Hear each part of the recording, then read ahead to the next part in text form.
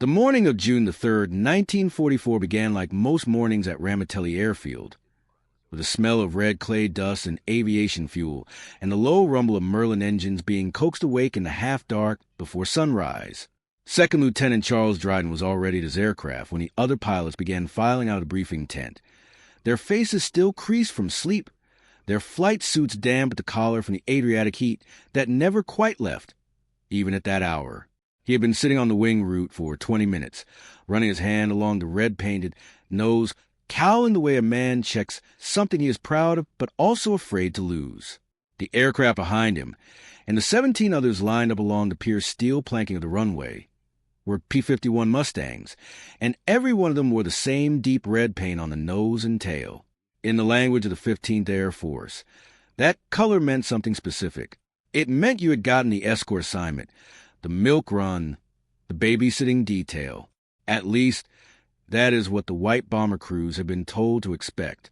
The mission that morning was a maximum effort strike against the Oberdrauberg marshalling yards in southern Austria. 42 B-17 flying fortresses from the 97th and 301st Bomb Groups would form up over the Adriatic and fly northeast into some of the most heavily defended airspace in Europe. Their fighter escort would be provided by the 99th Fighter Squadron and the 302nd Fighter Squadron. Two of the four squadrons comprising the 332nd Fighter Group, United States Army Air Forces, stationed at Ramitelli, Italy. The men flying those fighters were black Americans, most of them from the American South, and every single one of them had spent the better part of 3 years being told, in official memoranda, in War Department studies, and in the casual cruelty of daily military life, that they should not be there at all. If you're enjoying this deep dive into the story, hit the subscribe button, and let us know in a comment from where in the world you are watching from today. The argument against them had been made early and often, and it had been made by people with stars on their shoulders and the full weight of institutional authority behind them. In 1925, the United States Army War College had produced a study, formal, documented, filed in the archives, that concluded black Americans lacked the innate intelligence and mechanical aptitude required for aerial combat. The study was not written by fringe theorists. It was written by officers in good standing, men who shaped Army doctrine for the next 2 decades, and its central conclusions were treated as settled science within the service for years. When civilian pressure and political will eventually force the Army Air Corps to train black pilots in 1941, the program was designed around a specific logic: give them the training, document their failures, and use those failures as evidence to shut the program down permanently. That program was Tuskegee, the primary flying school at Moton Field in Alabama, and the advanced training base at Tuskegee Army Airfield, sat within one of the most racially hostile regions in the United States. The men who arrived there in the summer and fall of 1941 had traveled from across the country, from Chicago and Detroit, from Washington and New York, from small towns in Georgia and Louisiana, where a black man was not permitted to walk to the front door of the county courthouse. They were college graduates, many of them, engineers, mathematicians, physicians who had volunteered as aviation cadets. They arrived to find separate barracks, separate mess halls, separate officer clubs, and a commanding structure that was watching them fail rather than helping them succeed. The training itself was conducted under the supervision of white officers, some of whom were openly hostile to the program's existence. Washout rates were tracked with a precision that seemed designed to produce a predetermined conclusion. The first class to begin training in July of 1941 consisted of 13 aviation cadets. 5 received their wings in March of 1942. The Army Air Forces used those numbers as evidence of mediocrity.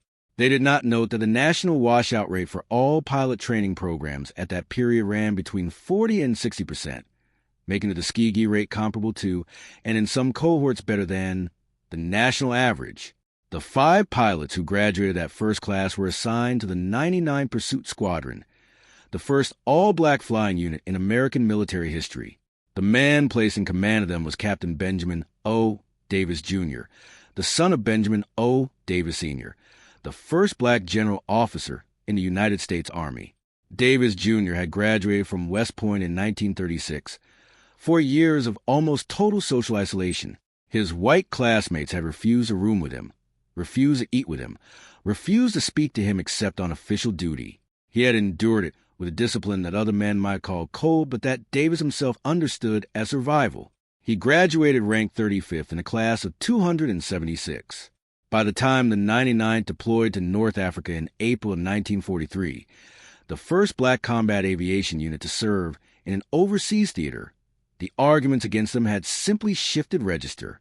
In North Africa, operating from a base at Farjuna in Tunisia, the 99 flew P-40s and was assigned to coastal patrol and ground support missions under the command of the 33rd Fighter Group.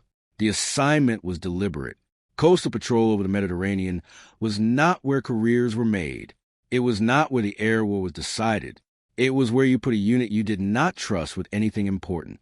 The commanding officer of the 33rd Fighter Group, Colonel William Mohlmeyer, filed a formal report to Army Air Forces headquarters in the fall of 1943 that came close to ending the Tuskegee program entirely. Mohlmeyer's report concluded that the 99th had demonstrated inferior performance in combat, that its pilots lacked aggressiveness in the attack, and that the unit should be withdrawn from combat operations and reassigned to non-combat duties. The report was passed up the chain of command with Mohlmeyer's endorsements and reached the desk of General Hap Arnold, commanding general of the Army Air Forces, who referred it to a special committee for evaluation. What Mohlmeyer had not included in his report, and what the committee eventually noted, was that during the period he cited as evidence of inferior performance, the 99th had been flying an average of one combat mission per day against some of the most experienced Luftwaffe units in the Mediterranean theater, had received no replacement pilots when veterans rotated out, had been denied the same rest rotation schedule applied to comparable white units, and had lost its first commanding officer to combat in only its second week of operations. The statistical comparison Mohlmeyer had drawn between the 99th and white P-40 units in the same theater was, the committee found, not a valid comparison. The white units had been given better assignments, better aircraft, and better logistical support. The committee did not fully exonerate the 99th, but it declined to recommend withdrawal from combat. Davis, called to Washington to testify before the committee in person, sat across the table from general officers who held his unit's existence in their hands and presented his argument with the same precise, unadorned discipline he had applied to 4 years of silence at West Point. He acknowledged areas for improvement. He documented the conditions his men had operated under. He did not appeal to sentiment. He appealed to the data that existed and identified the data that had been omitted. The 99 stayed. By early 1944, the strategic situation in the Mediterranean had changed substantially. The Allies controlled North Africa. Sicily had fallen in August of 1943. The Italian campaign was grinding northward. The primary task of the 15th Air Force, established in November 1943 under General Jimmy Doolittle and then General Nathan Twining, was a strategic bombing of targets in southern Europe, oil refineries in Romania, aircraft factories in Austria, rail yards, and marshalling facilities across the Balkans. These were long-range missions deep into defended territory, the kind of missions where the escort fighter was not a luxury, but the difference between a bomber crew coming home and a bomber crew not coming home. The 332nd Fighter Group, now comprising 4 squadrons, including the veteran 99th, had transitioned from P-40s to P-47s and then to P-51 Mustangs by the spring of 1944. The P-51D, which the group began receiving in full complement by March of that year, was the finest long-range escort fighter the Army Air Forces possessed. With drop tanks, it had a combat radius of approximately 750 miles, enough to escort bombers from Italian bases to targets over Austria, Romania, and southern Germany and back. Its Packard-built Merlin engine produced 1,490 horsepower. Its top speed at altitude was 437 miles per hour. 650 caliber Browning machine guns, mounted in the wings, gave it concentrated and lethal firepower against anything the Luftwaffe could put in the air. Davis had painted the tails and nose cowlings of every aircraft in the group a solid red. The identification marking was practical. 15th Air Force used color markings to identify groups, and red was the 332ND's assigned color, but it became something else over time. The bomber crews who looked up from their battered B-17s and B-24s and saw those red tails knew exactly who was behind them. Some of them were glad for any escort at all. Some of them had grown up in Alabama and Mississippi and had very specific thoughts about flying under protection of black men. The first category, over the course of 1944, began to outnumber the second by a considerable margin. The reason was simple, and it was a reason measured in a specific and unambiguous way. The 332nd Fighter Group did not lose bombers to enemy fighters. That statement requires precision, because it has been simplified in the decades since the war into something closer to mythology, and the mythology has made it easier for skeptics to dismiss. The claim, as it is most commonly repeated, that the Tuskegee Airmen never lost a single bomber, is not precisely accurate. There are documented instances, across the full scope of 15th Air Force operations, where bombers flying under 332nd Escort were lost to enemy fighter action. The historical record, when examined honestly, is more nuanced than the legend, but the nuance does not diminish the achievement. It clarifies it. What the 332ND's record demonstrates, when examined against the performance of comparable escort groups flying the same aircraft in the same theater during the same period, is a mission abort rate due to enemy fighter action that was exceptionally low. In some analyst assessments, the lowest among all 15th Air Force fighter escort groups. The group flew over 200 escort missions between June of 1943 and the end of the war in Europe. On the large majority of those missions, the bomber formations returned intact from fighter attack. The men flying the escort did not leave the bombers to chase individual kills, a practice common among other groups whose aces needed personal score tallies, and that discipline, that insistence on stay with the formation, was a direct expression of Davis's command philosophy and of the group's collective understanding of what they were there to prove, because they knew with a clarity that white escort groups did not have to carry, that they were not flying for a score. They were flying for the existence of the program. If you find the story engaging, please take a moment to subscribe and enable notifications. It helps us continue producing in-depth content like this. The men of the 332nd have been told, explicitly and in writing and in the daily operations of a segregated military, that they were a test case. The War Department had designed the Tuskegee program as a test case. The Army Air Forces had treated their every deployment as a test case. The committees that reviewed their performance had framed their conclusions in the language of a test case. And the implication of a test case, the thing that every man in the group understood without needing to be spoken, was that if you failed, you did not just fail for yourself. You failed for everyone who looked like you and everyone who would come after you. That weight was not incidental to the 332ND's performance. It was structural to it. Benjamin Davis had built a group that understood the weight, that had internalized it as discipline rather than despair, and that flew every mission with consciousness of what was at stake that went considerably beyond the tactical. Captain Lee Rayford of the 101st Fighter Squadron, who flew escort missions over some of the most heavily defended targets in Europe, described the group's discipline in escort as almost religious in character. You did not leave the bombers. You stayed with the bombers. Not because the manual said so. Other groups had the same manual. But because leaving the bombers meant failing the mission, and failing the mission meant giving the people who wanted you gone exactly what they needed. On the morning of June the 3rd, 1944, Second Lieutenant Dryden ran through his pre-flight checks and watched the sun come up over the Adriatic. The sea was flat and silver, the light coming in low and warm across the clay and the grass at the edge of the runway. In 6 hours, he would be over Austria. In 8 hours, he would be back, or he would not. The B-17s were already forming up to the south, their contrails threading white lines across the blue. He pulled his goggles down, settled into the seat, and ran the engine up to full power. The red nose trembled in front of him. 40 miles north, a formation of Messerschmitt 109s from Jagesh 77 was already airborne, climbing toward the same patch of sky. The mission of July the 9th, 1944, is the one that changed the conversation permanently. It began, as most large 15th Air Force operations began, with a weather briefing that was partially wrong and a target list that had been revised twice before sunrise.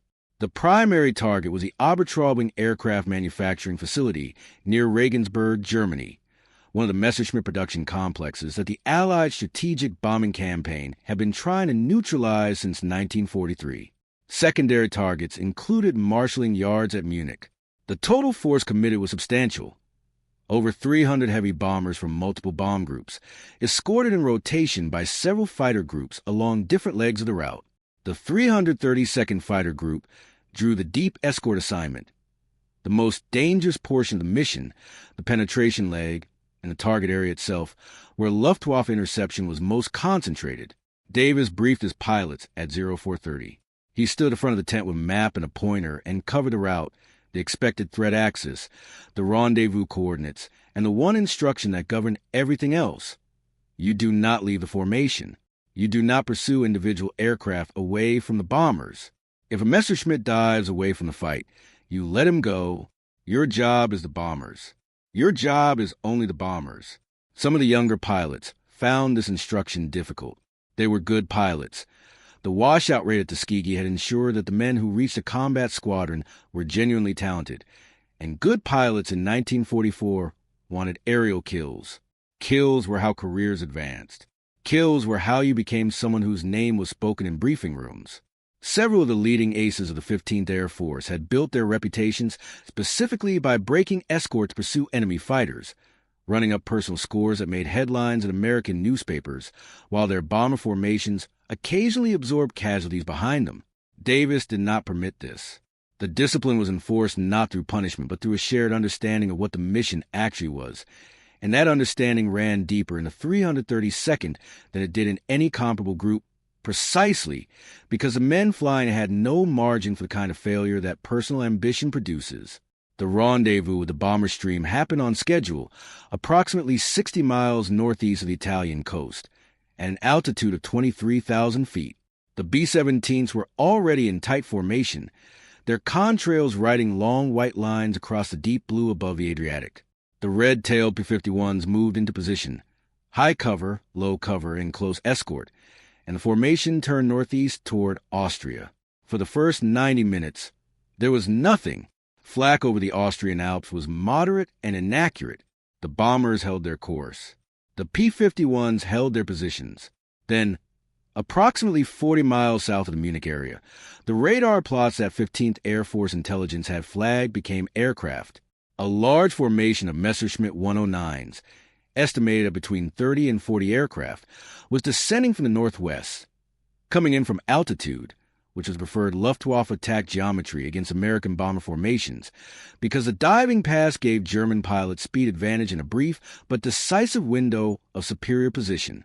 What happened next was documented in the mission debriefings of both the 332nd pilots and the bomber crews they were protecting, and those two sets of accounts are worth comparing carefully, because they describe the same event from two perspectives that together constitute a complete picture. The bomber crews saw the Messerschmitts begin their diving approach from the northwest. They saw the distinctive silhouettes, the narrow fuselage, the inline engine, the squared wingtips of the 109G variant, growing in their upper forward quadrant. Several gunners opened fire at extreme range, more from instinct than calculation. And then, before the German formation could complete its attack geometry, the red-tail fighters were there. First Lieutenant Clarence Lucky Lester, fly with the 100th Fighter Squadron, was positioned on the high cover assignment that morning and was therefore the first 332nd pilot to make contact with the incoming German formation. He turned into the lead element of the Messerschmitt attack group at a closing speed that left him less than 4 seconds to fire, adjust, and break away before the two formations interpenetrated. He fired a short burst of the lead aircraft, saw hits on the wing route, and was already repositioning when the German fighter began to stream coolant. What followed was a sustained engagement lasting approximately 18 minutes, a long time, in the compressed arithmetic of aerial combat, during which the 332ND's disciplined positioning prevented the Luftwaffe formation from achieving a clean firing run on the bomber stream. German pilots who broke through the first intercept line were met by the close escort element before they could stabilize their attack angle. 2 Messerschmitts were shot down in the initial engagement. 3 more were damaged and turned away. The remaining German aircraft, facing a fighter escort that refused to be drawn off pursuit, declined to press the attack to the close escort layer and withdrew northward. The bombers reached Regensburg. They dropped on the target. They turned for home. The 332nd stayed with them the entire way back to the Adriatic. Lester, on that mission alone, was credited with 3 confirmed aerial victories, making him one of the few triple-kill aces produced in a single mission during the entire 15th Air Force campaign. He did not achieve those kills by abandoning the formation. He achieved them by engaging attackers who were threatening the formation, which was precisely what Davis's doctrine required. The mission report filed by the lead bombardment group that day included a line that was unusual in official Army Air Forces documentation, where the language tended toward the clinical and the spare. The report noted that the escort provided by the 332nd Fighter Group on the Regensburg mission had been, in the assessment of the formation commander, the most effective close escort the group had received in its operational history to that point. That assessment would be repeated, in varying language, across the summer and fall of 1944, as the 15th Air Force drove its campaign deeper into Axis-controlled Europe, and the 332nd continued to draw some of the most demanding escort assignments the theater offered. The Ploesti oil complex in Romania was, by the summer of 1944, the single most heavily defended target in Europe outside of Germany itself. The refinery complex at Ploesti supplied approximately a third of the Axis powers' refined petroleum products. The Allied strategic bombing campaign had been attacking it since the catastrophic low-level raid of August 1, 1943, a mission that had cost the attacking force 53 of 177 B-24s and resulted in 5 Medals of Honor, more from a single mission than any other action in the entire war. By the summer of 1944, the German defenses around Ploesti had been reinforced further, approximately 270 heavy anti-aircraft guns, a standing fighter intercept force, and a smoke generation system that could obscure the refinery complex within minutes of an attack warning. The 332nd flew escort missions to Ploesti on multiple occasions between June and August of 1944. The missions were not identical in their tactical circumstances, but they shared common features: extreme range, heavy flak, a Luftwaffe fighter presence that included experienced pilots flying the latest variants of the Focke-Wulf 190 and the Messerschmitt 109, and particular psychological pressure that came from flying for hours over hostile territory knowing that a mechanical failure, a lucky flak burst, or a moment of poor positioning could mean a prisoner of war camp in Romania if you were fortunate, or the ground at terminal velocity if you were not. The mission of June the 23rd, 1944 to the Ploesti refineries produced one of the most documented individual acts of the 332 ND's campaign. First Lieutenant Wendell Pruitt, of the 302nd Fighter Squadron, was flying escort when a formation of German fighters attempted to intercept the bomber stream during the withdrawal phase, the most dangerous moment of any deep mission, when the bombers had dropped their loads, were flying lighter and therefore faster, and escorting fighters were beginning to feel the pressure of fuel state. Pruitt, instead of disengaging, preserved fuel for the return flight, a calculation that would have been understandable and arguably justified, turned into the attacking German formation and engaged aggressively enough to disrupt the attack entirely. His wingman, Second Lieutenant Gwyn Pearson, covered his break and fired on a second aircraft attempting to come around on Pruitt's tail. The 2 men between them destroyed 2 enemy fighters and forced the remainder of the German formation to abort the attack on the withdrawing bombers. Both returned to Ramitelli on fuel states that their crew chiefs described, in the understated language of men who had worked on combat aircraft for 2 years, as uncomfortably low. These are not isolated incidents. They are representative of a pattern that ran through the 332 ND's operational record with enough consistency that it cannot be attributed to luck or to particular character of individual pilots. The pattern was doctrinal. It came from Davis. It was enforced by squadron commanders who had internalized what Davis had built, and it expressed itself mission after mission in the specific behavior of staying with the bombers when other groups did not. In August of 1944, the 332nd flew one of its most strategically significant missions, the strike on the Daimler-Benz tank engine manufacturing plant at Friedrichshafen, Germany, on the north shore of Lake Constance. The target was at the extreme limit of the P-51's escort range from Italian bases. The round trip was approximately 1,300 miles. Drop tanks were required for the outbound leg, and fuel management from the target area to home base required a degree of discipline that separated pilots who had been well trained from pilots who had been merely trained. The 332nd not only completed the escort to Friedrichshafen and back, a feat that required over 7 hours of flight time, but engaged Luftwaffe interceptors over the target area successfully enough that the bombing groups reported minimal disruption to their attack runs. The mission was later cited in 15th Air Force records as evidence that the P-51, properly handled, could provide effective escort at ranges previously considered marginal. By October 1944, the conversations in the briefing rooms of the heavy bombardment groups at 15th Air Force had changed in a specific and measurable way. Bomber crews who were assigned missions with 332nd Escort had begun, informally, without official documentation, but consistently, to request the red tails by preference. The request was not always honored. Escort assignments were made at the command level on the basis of availability and operational planning, not on the preferences of bombardment crews. But the preference was real, and it was documented in the letters that bomber crews wrote home, in the informal testimonies collected by war correspondents, and eventually in the post-war memoirs of men who had flown B-17s and B-24s over the most dangerous airspace in Europe and wanted to put on record who they trusted protect them. The white gunner Harry Shepard, who flew with the 97 Bomb Group, wrote in a letter to his family in November 1944 that when he saw the red tails come up alongside, he stopped worrying.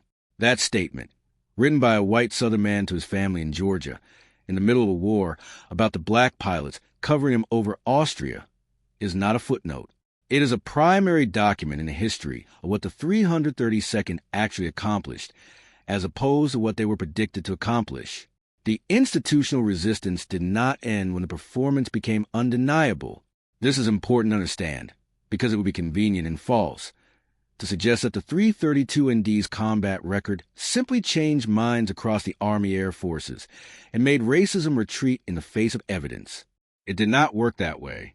The segregation of the United States military remained official policy. Black officers were still denied access to officers' clubs on American soil.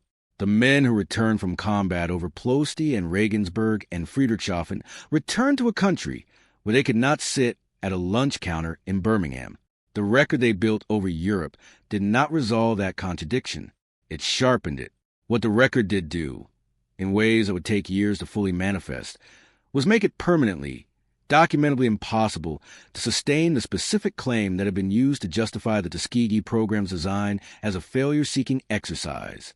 The claim that black Americans lacked the capacity for aerial combat had been tested in the most unambiguous laboratory available, actual aerial combat, against actual Luftwaffe pilots, over the most heavily defended targets in Europe.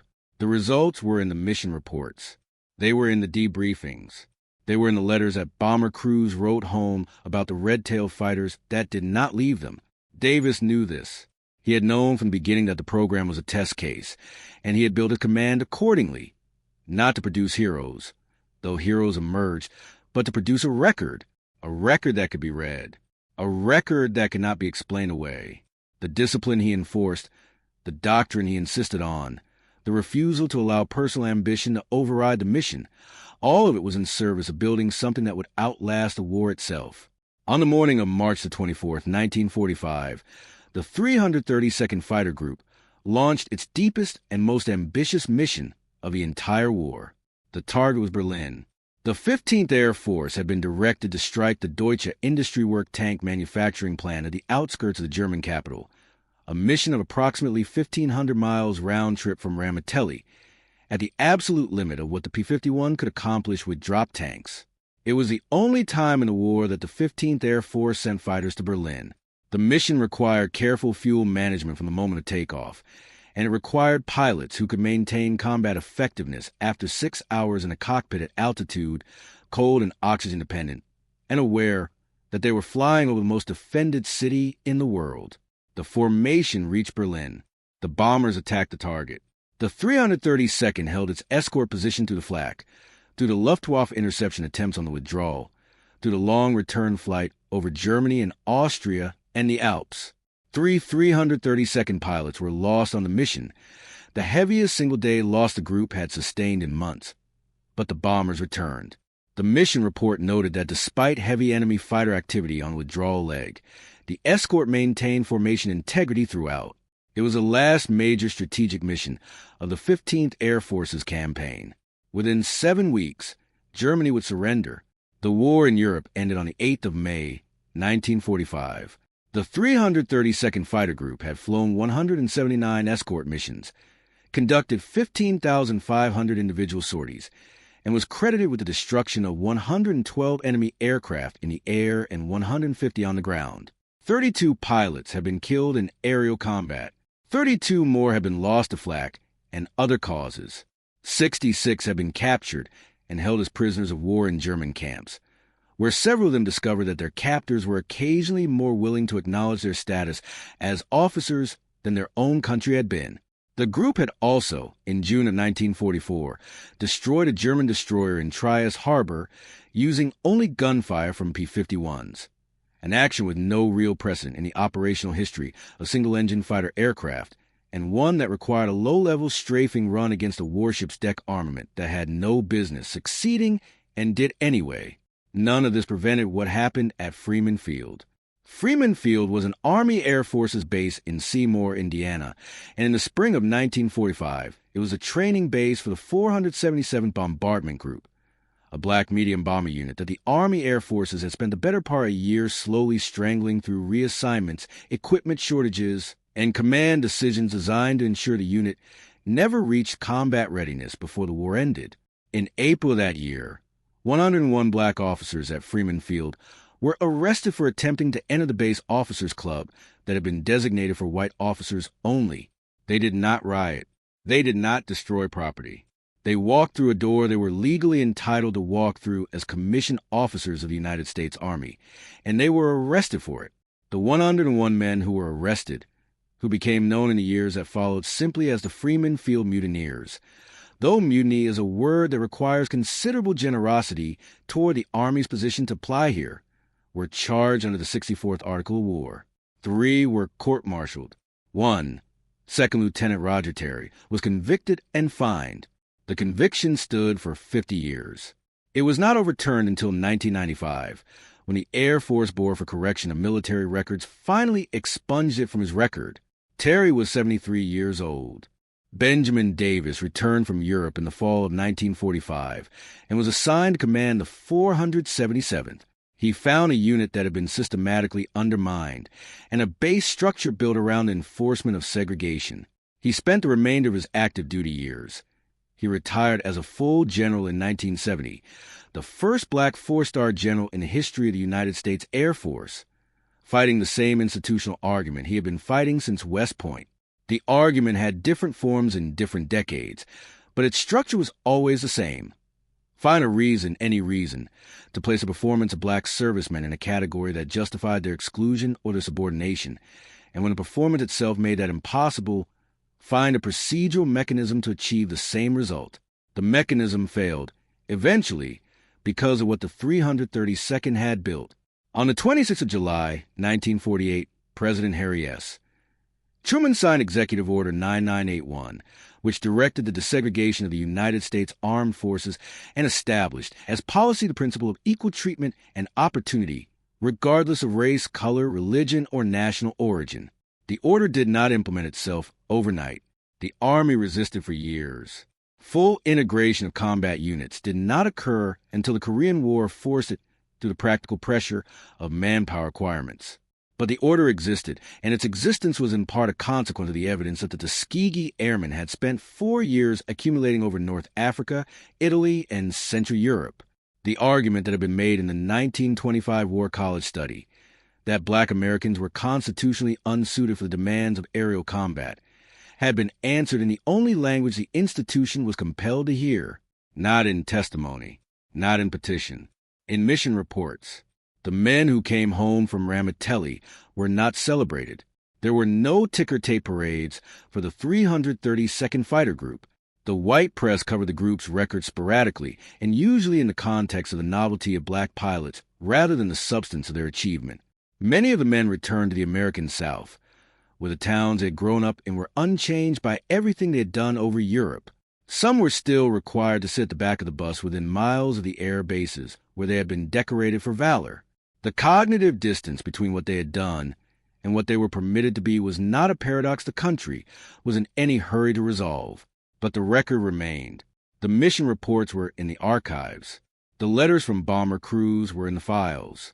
The after-action debriefings from the Regensburg mission, the Ploesti missions, the Friedrichshafen mission, the Berlin mission, were filed in boxes at Maxwell Air Force Base in Alabama, the same state where the Tuskegee program had been designed as a test case intended to produce failure, and they said, in the flat technical language of military documentation, exactly what the men of the 332nd had flown across a continent to make them say. In 2007, 64 surviving members of the Tuskegee Airmen were awarded the Congressional Gold Medal, the highest civilian honor the United States Congress can bestow. They sat in the Capitol Rotunda, most of them in their 80s, and received from a government that had once arrested 101 of their comrades for walking through a door something that had taken 6 decades to arrive. Several of them wore their original uniforms. Several of them wept. Several of them did neither, which may have said the most. Charles Dryden, the pilot who had been sitting on the wing root at Ramitelli on the morning of June the 3rd, 1944, running his hand along the red nose cowling before the mission to Austria, lived until 2008. He wrote a memoir. He gave lectures.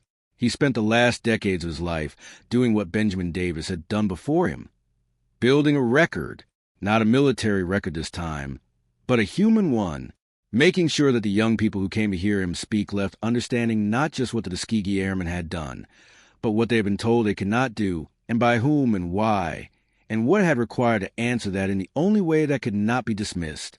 Lee Rayford, who had described the group's escort discipline as almost religious, returned to the United States and became an educator. Wendell Pruitt, whose aggressive intercept over Ploesti had turned the German attack formation back from the withdrawing bombers, did not live to see the post-war years. He was killed in a training accident in Missouri in April of 1945, 3 weeks before Germany surrendered, while demonstrating a maneuver to student pilots. He was 23 years old. The Messerschmitts that climbed toward the bomber formations over Regensburg and Ploesti and Berlin were built in factories that no longer exist, flown by pilots whose names are largely unrecorded in English-language histories. And they are gone. The B-17s they attacked are mostly gone. A handful survive in museums. Their aluminum polished by volunteers, their bomb bays empty, their chin turrets pointing at ceilings. The P-51s with the red tails are mostly gone too, though a few have been restored and fly at air shows. And when they do, the people who built them as replicas paint the cowlings and tails the same color the 332nd chose, because it was their assigned identification marking, and because it became, over the course of a single year of combat, something else entirely. What remains is what was always going to remain, which is a question the 1925 War College study thought it already answered, and which the Tuskegee Airmen spent 4 years, across 2 continents, in the most dangerous airspace of the 20th century, answering back. The answer is in the mission reports. It is in the letters home from white bomber crews who saw the red tails come up alongside and stopped worrying. It is in the arithmetic of escort missions completed and bomber formations returned intact. It is in the Berlin mission of March the 24th, 1944, 1,500 miles round trip, at the limit of what the aircraft could do. The bombers returned, the record intact. It was never about whether they could fly. It was always about whether the country was willing to see what was in front of it. Second Lieutenant Dryden pushed his throttle forward on that June morning, and the red nose lifted off the Adriatic clay, and the answer went with him into the sky. Thank you for watching. For more detailed historical breakdowns, check out the other videos on your screen now, and don't forget to subscribe.